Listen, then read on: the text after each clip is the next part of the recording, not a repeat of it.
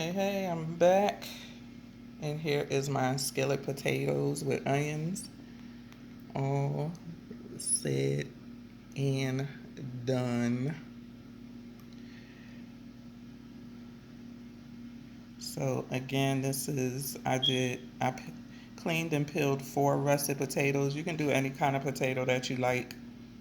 I just have russet potatoes on hand. Um, I seasoned them up with my normal seasonings, um, pink Himalayan sea salt, all-purpose seasoning, adobo seasoning, a little paprika, and I sprayed it with my oil.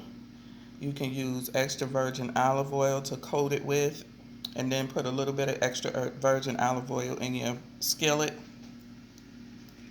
And I just let them pan fry. Oh, and then I also cut up a half of a sweet onion, but you can cut up as much as you want to. So that's what I did. I let it cook down for about 3 minutes. Just pan fried it and kept tossing it, so it won't, because it will stick to the pot, especially if you don't have a non-stick pot. You don't want to put too much oil in your pan as well, just enough to coat the bottom of the pot. Or you could spray. If you have a spray, you can spray your pot, your skillet, pot, whatever you want to call it.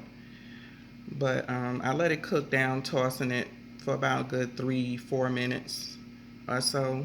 And then once I did that, I poured a little water to cover the bottom of the pan. You don't want a whole lot of water, just a little bit of water. And then you stir it up and then put the lid on it, put it on low, and just let it cook down until the potatoes get soft or to your liking. And this is what you have, your skillet potatoes. Thank you for watching. Thank you for subscribing. Please leave your comments in the box below. Don't forget to share the video if you want, and subscribe. Click that notification button so you'll know when I upload a video. Please give me that thumbs up. It's so important to give me that like so my videos can continue to get into the YouTube algorithm.